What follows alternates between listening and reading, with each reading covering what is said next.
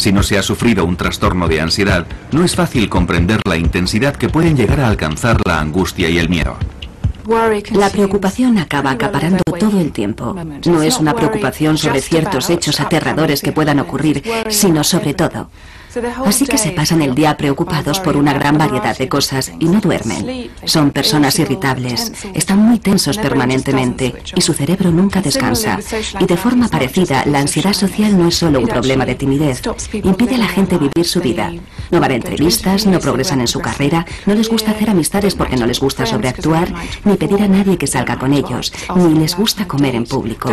No les gusta firmar tarjetas de crédito con alguien mirándoles. Afecta a todas las parcelas de su vida. Es una enfermedad horrible.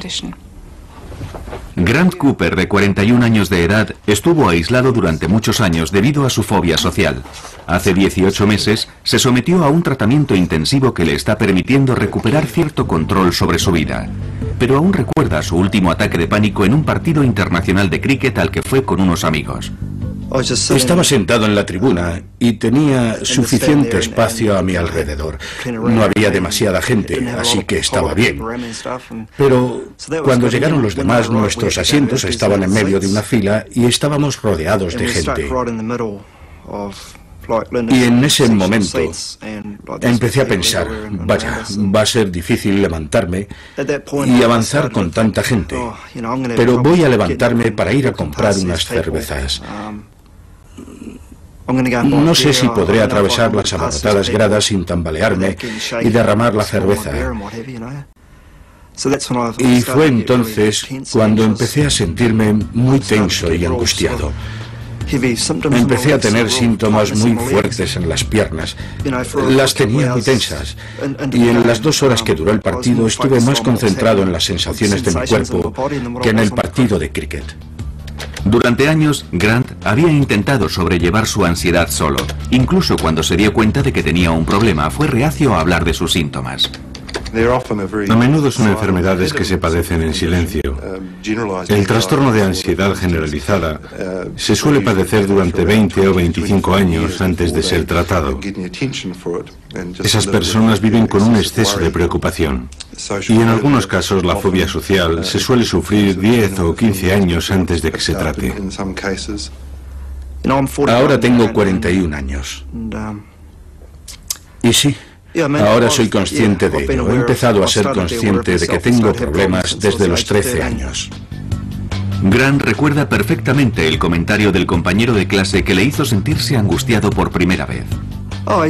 Hizo un comentario sobre la forma en que yo andaba, sobre cómo caminaba entonces. Y sí, no sé qué estaba haciendo en ese momento, no lo sé. A veces siento que ando normal y otras veces creo que me observan. Y cuando me siento observado es cuando me pongo tenso y angustiado y se me agarrotan los músculos. A pesar de tener una infancia feliz, Grant fue un niño tímido y retraído.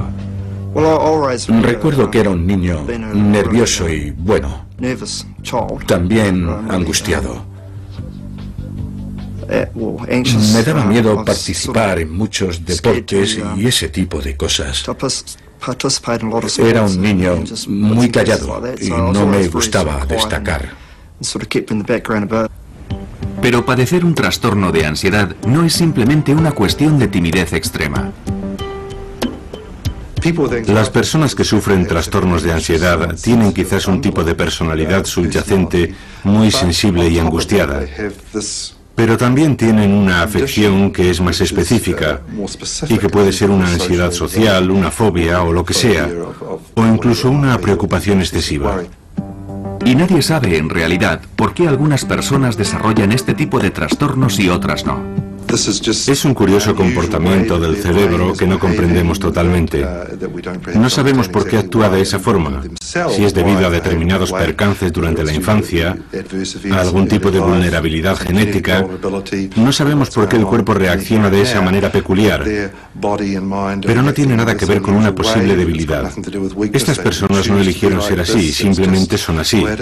Igual que otras personas que padecen otro tipo de enfermedades médicas. No es que sean más débiles, simplemente son así. Mala suerte.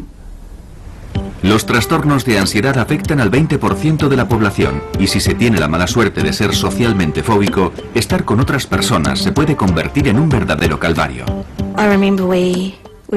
Recuerdo que una vez, saliendo de casa, escuché unas voces en mi cabeza que me decían: no quiero ir, no quiero ir. Y era como si gritaran dentro de mi cabeza. Cheryl Freeman, una mujer felizmente casada y con 2 hijos que ahora estudia psicología, cree que su fobia social surgió de un trastorno de ansiedad generalizada que había comenzado 10 años antes. Llegó un momento en que me daba miedo hacer muchas cosas, sobre todo cosas relacionadas con la comida. No quería comer alimentos si no sabía cómo habían sido procesados. No quería ser la primera en comer algo. Me daba miedo que algo estuviera envenenado. Y también ir al baño.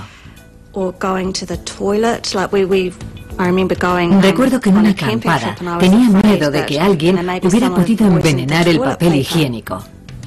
Algo bastante irracional. Por esa época, Cheryl tuvo uno de sus extraños ataques de pánico. Había comido unos frutos secos y empecé a sentir que me hinchaba. Aparte de que uno se hinche por dentro, yo creía que me estaba hinchando por fuera. Así que me fui a mirar en el espejo y me miraba y me volvía a mirar y empecé a notar los síntomas. El corazón se empezó a acelerar, así que llamé a una ambulancia y me llevaron al hospital. Me conectaron a un monitor cardíaco y mi corazón iba a 100 por hora. Me asusté mucho. Creía que me moría. Cuando tuvo el siguiente ataque de pánico, el trastorno de ansiedad de Cheryl ya se había convertido en una fobia social. Me daba miedo ser juzgada y criticada por otras personas. Sentía que todo el mundo me miraba, que no era lo suficientemente buena. Ese miedo a lo que otra gente pudiera pensar de ella le provocó una grave reacción física. Si íbamos a algún sitio donde hubiera más gente, pensaba: no les gusto, no les gusto. Y empezaba a tener un ataque de pánico. Era muy duro, porque sentía un dolor muy fuerte en las piernas. Temblaba. El corazón se me disparaba. Perdía totalmente el control y mi marido terminaba llevándome de vuelta a casa. Y si pasábamos por el hospital, yo le decía: creo que deberíamos parar para que me examinen.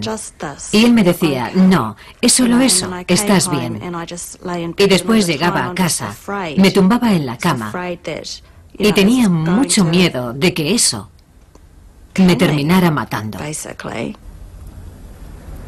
Los trastornos de ansiedad pueden provocar ataques de pánico o no. Sin embargo, cuando la persona se ve en la situación que teme, sufrirá uno. Un fóbico a los ratones, al enfrentarse a un ratón, tendrá un ataque. Un fóbico social, si se ve obligado a actuar o hablar en público, sufrirá un ataque de pánico. O una persona que padezca agorafobia tendrá un ataque de pánico en un lugar concurrido donde no podrá escapar. A pesar de las similitudes, los diferentes trastornos pueden diferenciarse claramente cuando se pregunta a los fóbicos a qué tienen miedo exactamente. Y la diferencia es que alguien con una fobia social odiará ser el centro de atención, odiará estar bajo la mirada de otra gente y tendrá mucho miedo a hacer algo que le humille o que le deje en ridículo. Y eso es muy diferente a lo que siente alguien con un trastorno de ansiedad, cuyo miedo es sufrir un infarto, desmayarse, la sensación de fatalidad inminente.